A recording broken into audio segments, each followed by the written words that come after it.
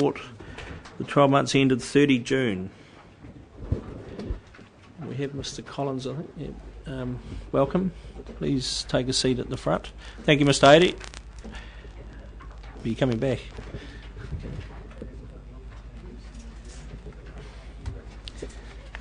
Right.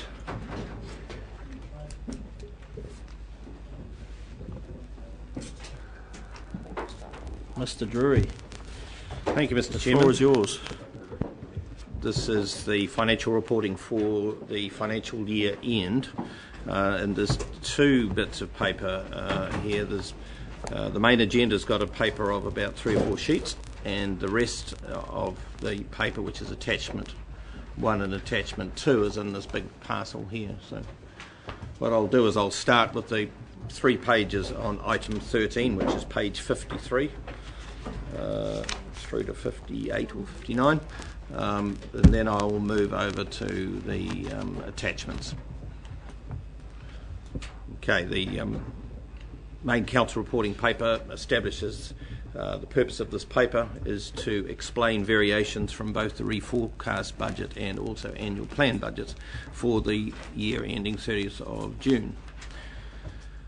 Further, we'll be covering sections of the draft annual report to allow council to consider that and then adopt that draft report for forwarding to the audit office, which will form basis of their audit. The attachment 1 financial overview is not part of the annual report that's published. Indeed, it's done in the normal financial overview style of council dealing with general funded activities.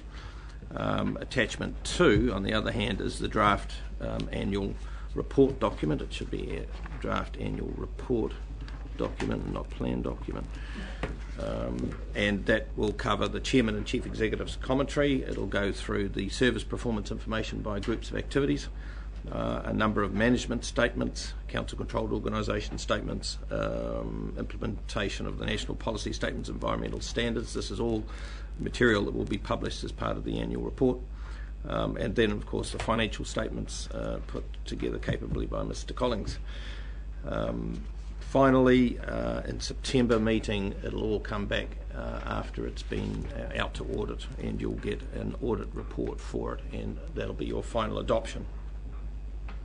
Just 1 or 2 aspects going through this report, or highlights, or whatever you want to call them. We deal with these issues once a year. The first one I pick up on is the disaster damage reserve, which council have set at a fund balance of between 2.7 and 3.7.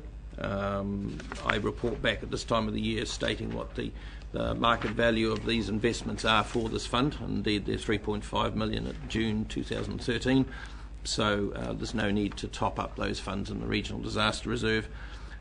You'll also be aware that Council has made the commitment of $720,000 from that fund towards the rebuilding of the Macra Dam. And even when that $720,000 is drawn down in the current financial year, 13-14, the balance will still be of the Regional Disaster Reserve will still be within the limit. So that's good to know. As far as revaluation of assets are concerned, infrastructure assets, which is a huge, many millions in the council's balance sheet, the revaluation will be next June. That'll be June 2014. Hydrological assets are to be valued this year, and they missed this lot of documents, but they have been completed and will go into the final. Operational assets are done every 3 years, and indeed this year is the year that they have been revalued. They include council's land and buildings and plant and equipment. The only major one I'd point out there is that the council's Dalton Street building, this building, and land have been revalued by council's valuers at 6.7 million at the 30th of June 2013. That's valuation. When you take that valuation plus what is yet to be done on the remediation works for the 13-14 year, which is estimated at 1.4 million, 800,000 already having been spent in the year ending 30th of June 13. So if you take the 6.7 and the 1.4 still to be spent on remediation, you will end up with an $8.1 million building, which indeed is what the valuers say it should be worth once it has been fully remediated. Okay.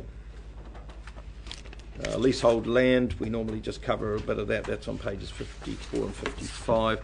You'll notice there that Napier Leasehold and Wellington to some extent have increased in value over the last 12 months. Napier Leasehold land for the remaining portfolio anyway have gone up 4.2 million or 10%. The main reason for that is the strengthening in land values now that the discounts provided by this council expired at the 30th of June 2012.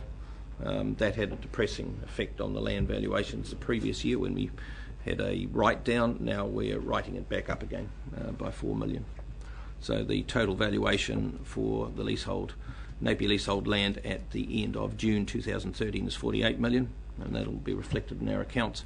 And for the Wellington leasehold, it'll be 11.4, which is also in our accounts. General funded operating position. I make the point here that we have a deficit position of 170,000 as against a reforecast of 2,000, and I'll be coming back to that in Appendix or Attachment 1 in some detail. The funding of these deficits are from Council's cash operating balances. On paragraph 15 there I state that at the moment cash operating balances for Council are in the order of about 5 million after this current financial year because of the large carry forward into the 13-14 year. Those cash balances will be down to 4.3, still within the limits set by Council. Mr. Chairman, the recommendations are part of the initial paper. Perhaps we leave those on the table and adopt them when we get through Attachment 1 and Attachment 2. Yeah, we can come back to that. Okay, because it's actually asks you to adopt them or to move to adopt. I'm now moving to this big chunk of paper. Attachment 1. Chair, can I just ask a question before that? Sure. In relation to page 8, investments and operating funds. Page 8. At the bottom of that page. It says that the council policy is that no more than 25% of investments are to be placed in any particular institutional group. Would that same policy apply to our council investment of $80 million should it go forward to the Rotanafa Dam? Yeah, Councillor, for instance, the council currently has 38 to 39 million as at the end of this financial year as part of that 80 million you're alluding to. And indeed that 39 million is distributed over those banks. So yes, when we do have 80 million, they will also be distributed under the same policy. That policy for investment is set out in the long-term plan and has been consulted on. So it will be spread out over, I think, 5 banks. No, but when it comes out of the banks and is actually used, for investing towards the dam, that's as a one lump sum. Well, it depends on, Council, I have no idea of the timing or the extent of drawdown of that. Firstly, I don't know whether you're going to approve it. Secondly, I don't know the extent of the drawdown and the timing of it, but that will be subject to another... So, the question is that a policy that applies or not? I think we're talking across purposes. The policy applies to investment in bank deposits. Yeah, absolutely. Yeah, liquid. Bank investments. Money held by the council, waiting to be. Yeah, I understand that. It was just that if the principal would go forward as well. Not too sure. Right, further questions? Mr. Drury is going to go through. I see. One before. Yeah, I'm happy to go through it. Okay, let's cruise through this then. You want to go fast? Judge, you take us at your at the correct I'm pace? certainly guided by you as councillors. I mean, I don't want to go too slow or too far, for that matter. Attachment 1 gives you the financial overview. The financial overview is in the normal format that you get half a dozen times during the year. The top table on that first sheet, which is page 2, starts off with the annual plan deficit. When you did the annual plan for 2012-13, the annual plan deficit was 705,000. We had a reforecasting exercise in April, which adjusted that by 74, and you'll recall that the carry forwards that you put through in June 2013 carried forward 633 into the next financial year. So that's how you come up with a surplus, a reforecast surplus of 2 million. Year, 12. That's part of it too, just there. Oh, yeah. I thought that was pretty clever. Yeah, we do try and impress, that's for sure. We need to be more vigilant. So 2012-13, it's basically a break even, and the next table shows you the variations from budget and reforecast from the annual plan budget. So the first line there is the actual result, which is 168,000 of deficit. The variation from the annual plan is a favourable of 537, and that's basically due to the huge carry forward of 633 into the 13-14 year. Variances from reforecast is about 170,000 unfavourable.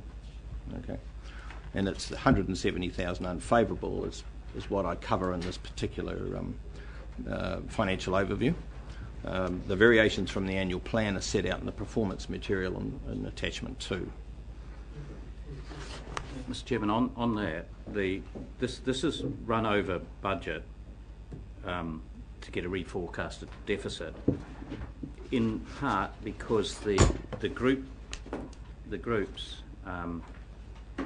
changed as well. If I can just take you to page 11, just to inform that earlier table. What's the rule about groups of activities overspending?